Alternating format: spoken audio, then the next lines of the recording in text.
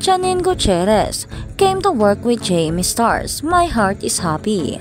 Kung bago ka lang sa channel na ito, huwag kalimutang mag-like, share, comment, and subscribe.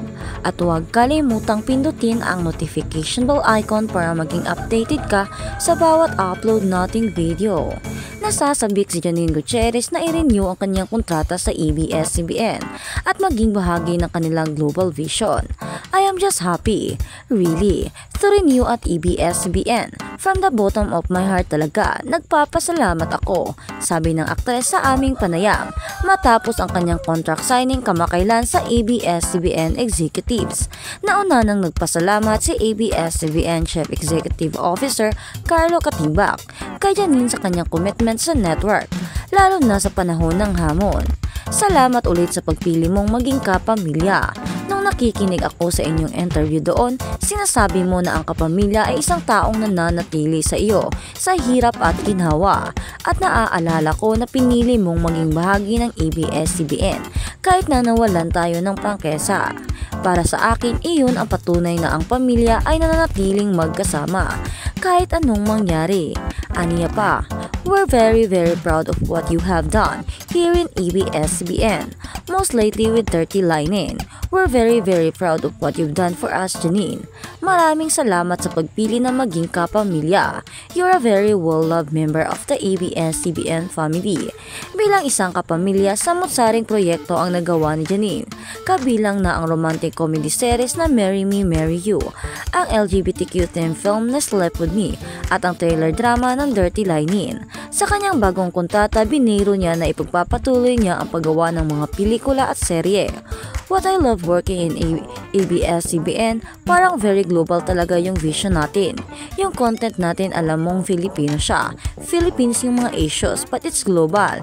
Yung pagkakagawa, yung pagkaka-release. She told the Star, ito na din talaga yung pangarap ko. Makasama ako doon sa mga projects na expose sa ibang bansa, like Dirty Linen, which is part of the Content Asia's Award. And I know that all the partnerships of ABS-CBN with Prime, where Dirty Linen is streaming, Sleep With Me naman is on Netflix. Excited talaga ako na yung vision ng ABS-CBN is global and I get to be part of it. As if she's been actively seeking out and auditioning for international projects, she admitted. Hindi ko talaga naisip to. What I would prefer is yun nga, do projects that we do her. Tapos makikilala na, Filipinas to. But of course, kung may dumating na Hollywood, why not, diba? Punta tayo dyan. Samantala, hindi pa talaga nagpapahinga si Janine pagkatapos ng Dirty Linen. Siya ay abala sa paggawa ng pelikula, ngunit hindi pa rin makapagsalita tungkol sa kung ano ang kanyang ginagawa sa ngayon. Actually, hindi naman pa talaga ako nag-break. Di ko lang ma-focus. May ginagawa akong movie, she said. Kasama ng aktres ang kanyang manager na si Leo Dominguez. Pangalawa mula sa kanan at ang mga boses ng ABS-CBN na sina Rick Tan, Cory Vidanes, Carlo Katimbak, Mark Lopez at Lauren Jugi. Di ko makwento, may mga NDA or non-disclosure agreement. Speaking of Dirty Linen, gusto niya kung paano tinapos ng mga manunulat ang serye. Yes, I think the ending for the characters was well-deserved kasi the story was really about justice. I really like what the writers did na napakagaling. In a way, it was poetic. Yung naging ending na nababaon, she said, referring to how Carlos and Leona Ferro, played by Jan Arcela and Janez de Bilel, ended up being trapped underground and prison buried alive with their hidden wealth.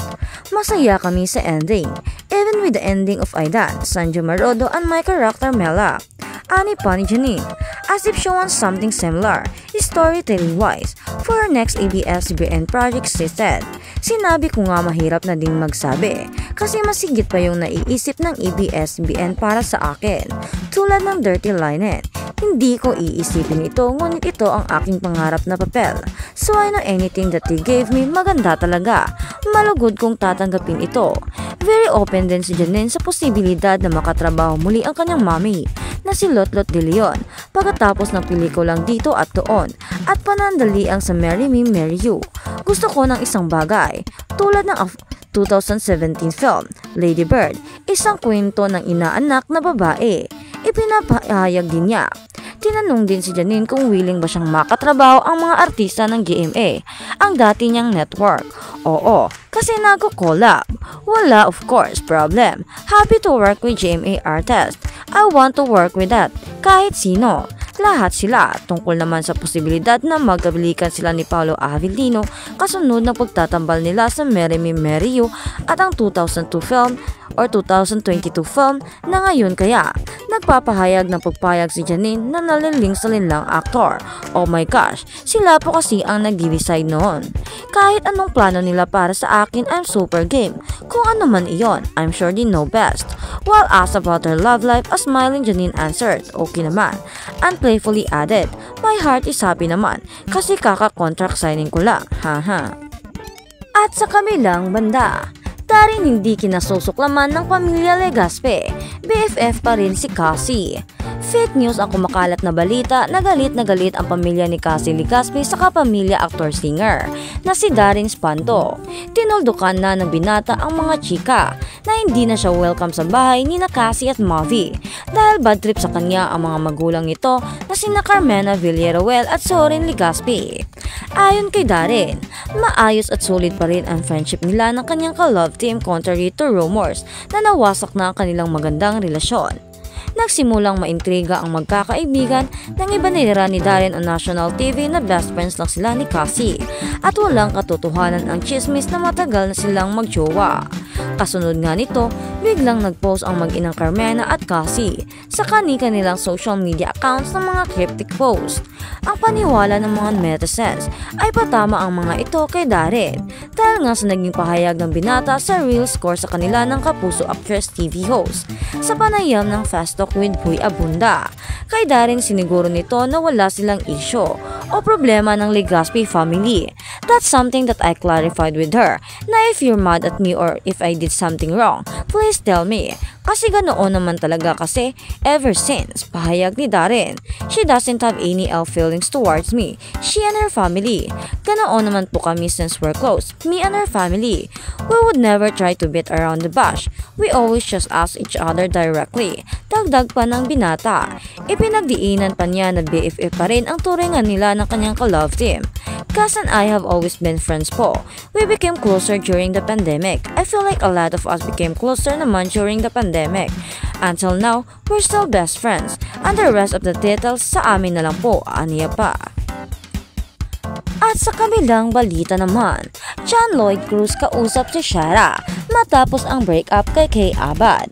Pasabog ang naging revelasyon ng talent manager at showbiz insider na si Ogie Diaz patungkol sa nagdaang pag-iibigan ni na Kay Abad at John Lloyd Cruz sa kanyang vlog na showbiz update kasama sina Mama Loy at Chosa Poco. Napag-usapan nila ang naging pag-amin ni Kay na kay John Lloyd ito pinakanahirapang mag-move on. Para sa mga hindi aware, sumikat noon ang tambalan ng dalawa sa youth-oriented series na Tabing Ilog na ipinalabas sa ABS-CBN kasama sina Baron Geisler, Desiree Del Valle, Patrick Garcia, Jody Santa Maria at Paulo Contes. Parte rin si Ogie ng naturang show at ayon sa kanya, noong mag-break ang dalawa ay may naging katawagan si Lloydie. Chika pa ng talent manager. Ang naging katawagan noon ni John Lloyd ay si Shara Soto, litanya pa ni Ogie. Ito ay napag-uusapan lang naman. Well, kung sakaling totoo nga ang chika na baka si Shara nga ang tinutukoy ni Kay na kanyang pinagsusulusan noon ay okay rin dahil may kanya-kanya na silang buhay sa ngayon. Si Kay ay happily married na sa businessman at dating Pinoy Big Brother housemate na si Paul J. Castillo. Samantala, masaya na rin naman si John Lloyd sa kanyang girlfriend na si Isabel Santos. Wala pa namang pahayag sina Shara at John Lloyd hinggil sa isyong ito. Pero bukas naman ang bandera sa pahayag ng mga kampong nabanggit sa taas.